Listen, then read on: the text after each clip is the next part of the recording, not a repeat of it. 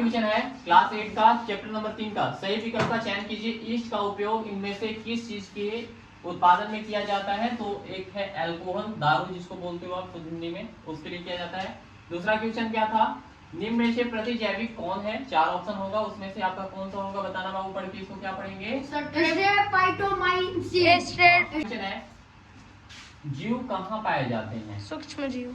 तो इन सभी जगहों पर जहाँ जल, वायु और मिट्टी होते हैं वहाँ सूक्ष्म जीव पाए जाते हैं। अगला क्वेश्चन क्या है? 4 नंबर, सबसे पहले कौन सा प्रतिजैविक खोजा गया था? पेनिसिलिन। तो पेनिसिलिन खोजा गया था, जो हम लोग ब्रेक हेडी में पढ़े हुए थे।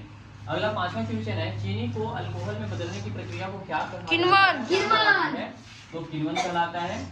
चौथा क्वेश्चन आपका है संचरणीय रोग जो होता है, ठीक ना, का सबसे मुख्य कारक क्या है? घरेलू मक्खी, यही एक दूसरे से दूसरे घर में जाकर पहुंचा देता है, ये बीमारी का कारण है।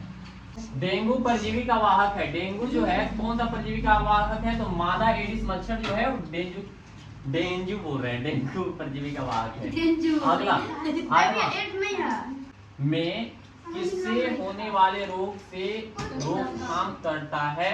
तो उत्तर में आपका है का जीवाणु। सामान्यतः मिट्टी के जीवाणु नाइट्रोजन स्थिरीकरण में मदद करते हैं। कहने का मतलब है फसल में जो नेटिव होता है नाइट्रोजन रोग के संदर्भ में जो बचाव करता है, किसके होने वाले रोग को रोकथाम करता है? मत खोलो भी। तो मिट्टी के जीवाणु को स्थिरीकरण करने में मदद करता है। अगला है रिक्त स्थानों की पूर्ति कीजिए। इसमें जो आपको ज्यादा ब्लैक डॉट से दिखेगा वहां पे आपका क्या था? रिक्त स्थान था, उसको हम यहाँ भर दिए हैं बाबू। तो पहला क्या है क्वेश्चन पढ़ना? लैक्टोबैसिलस जीवाणु। जीवाणु दूध को दही बना दही में परिवर्तित कर, यहाँ पे आपको भरना था क्या? दही भरना था, में परिवर्तित कर देते हैं।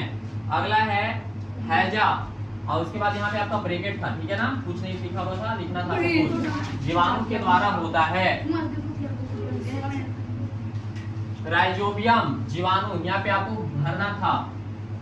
लेग्यूम जिसको क्या बोलते हैं? दलहन, पौधे की जड़ों तथा ग्रंथियों में पाए जाते हैं, ठीक है ना। ये पढ़े थे ना आप? पढ़े हो नहीं रे? यस। चलिए गुड। अगला है पोलियो वायरस, जिसको विषाणु बोलते हो आप, यहाँ पे आपका ब्रैकेट था, आपको भरना था यहाँ पे, यहाँ तक, ये द्वारा उत्पन्न होता है। पोलियो किसके द्वारा होता है? वायरस, विषाणु के द्वारा उत्पन्न होता है। अगला है भरने वाला, आपको यहाँ पे भरना है कि गेहूं की रस्ट, ठीक है, जिसको कवक के कारण होता है, समझे। अब रस्ट क्या होता है आपको बता दिया गया है, अब बोलो कि याद नहीं है भैया। चलिए अगला, चेचक के टीके की खोज कौन किया था बाबू? Edward Jenner. हाँ, एडवर्ड जनरल स्टोर ने की थी। अगला है रोगाणुओं से लड़ने के लिए हमारा शरीर पर क्या करता है? प्रतिरक्षी, ठीक है, उत्पन्न करता है एंटीबॉडी। अगर हमारे एंटीबॉडी काम नहीं करेंगे तो हम लोग को तनियो मानी कुछ होगा तो हम लोग साफ लग जाएंगे, ठीक है। रुको, चलिए हला नहीं, कॉलम अ का कॉलम बी में हम सामने सामने आपको बना दिए हैं कि आपको एक के बाद क्लियर हो जाए, समझे। इसका ये होगा, सब सामने होगा।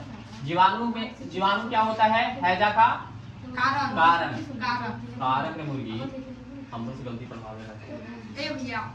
सामने कर दीजिए तो हाँ, तो सामने लिखा हुआ है। राइजोबियम का नाइट्रोजन स्थिरीकरण, लैक्टोबैसिलस का दही का जमना, ईस्ट का क्या हो जाएगा? ब्रेड की बेकिंग। हाँ, बेकिंग। अगला क्या हो जाएगा? एक प्रोटोजोआ क्या करता है? मलेरिया का कारक होता है। एक विषाणु क्या करता है? एड्स का कारक होता है, ठीक है ना। लास्ट है आपका आंसर क्वेश्चन में पहला, चौथा, सूक्ष्मजीवों के मुख्य वर्ग बताना है। क्वेश्चन यही है, जीवाणु, कवक, ठीक है, प्रोटोजोआ और शैवाल।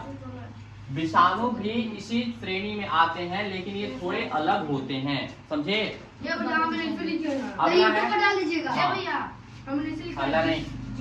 ठीक है। प्रमुख प्रतिजैविक क्या हो सकता है? पेनिसिलिन हो सकता है, एस्ट्रोप्लोमाइसिन हो सकता है, टेट्रासाइक्लिन हो सकता है, स्ट्रेप्टोमाइसिन है। हाँ, जो भी है भाई पढ़ लेना आप सही से, थोड़ा सा हमको बोला टेट्रासाइक्लिन। छठा में क्या हो सकता है? फफूंद, जिसको आप कवक बोलते हो, से रोग क्या हो सकता है? दाग और एथलीट फूड, ये सब कुछ रोग है जिस कवक से होता है, याद रखोगे। खाद का परिरक्षक नमक, चीनी, खाद्य तेल और सोडियम बेंजोएट, ठीक है ना, ये क्या हो सकता है, खाद का परिरक्षक हो सकता है। अगला है उपयोग, 8वां में बताना होगा आपको उपयोग सूक्ष्मजीव। क्वेश्चन आप बुक से देख लेना अच्छे से, ठीक है ना, सिर्फ हम आंसर बता रहे हैं। लैक्टोबैसिलस जो है दूध को दही बनाने की प्रक्रिया करता है, और ईस्ट आपका क्या करता है, क्वेश्चन बुक से देखोगे, क्वेश्चन आप बुक से देखोगे, दूसरा क्या करता है, ईस्ट, पहला है लैक्टोबैसिलस और दूसरा ईस्ट ब्रेड को क्या करता है, केक को फुलाने में मदद करता है। 9वां क्वेश्चन आप बुक से देखोगे, आंसर लिखा हुआ है यहाँ पे। प्रतिजैविक क्या है, वे औषधियां जो बीमारी पैदा करने वाले सूक्ष्म जीवों को नष्ट कर देते हैं। सावधानी इससे क्या रखना है, इसको आप नीचे लिख देना थोड़ा सा बच्चे। इससे हमेशा डॉक्टर की सलाह पर ही देना चाहिए और कोर्स पूरा करना चाहिए। क्या समझ में आया आपको? प्रतिजैविक क्या है, तो वे औषधियां जो बीमारी पैदा करने वाले सूक्ष्म जीवों को नष्ट करते हैं। जैसे कि आपका बुखार लगता है, सर्दी होता है, खांसी होता है, सब जीवाणु के कारण होता है। तो उसमें जो आप दवा लेते हो किसकी सलाह पे लेना चाहिए, डॉक्टर की सलाह पे लेना चाहिए। सावधानी क्या बरतना चाहिए, इससे हमेशा डॉक्टर की सलाह पर ही लेना चाहिए और कोर्स को पूरा करना। जैसे 12 दिन का दवा दिया तो 12 दिन आप पूरा करोगे। क्लियर है? और तो नहीं है इसमें? क्लियर है?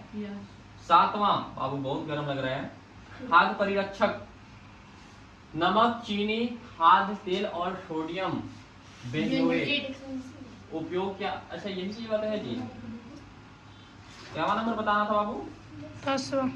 10वां। खाद्य परीक्षण के उपाय। खाद्य परीक्षण के क्या उपाय हो सकते हैं?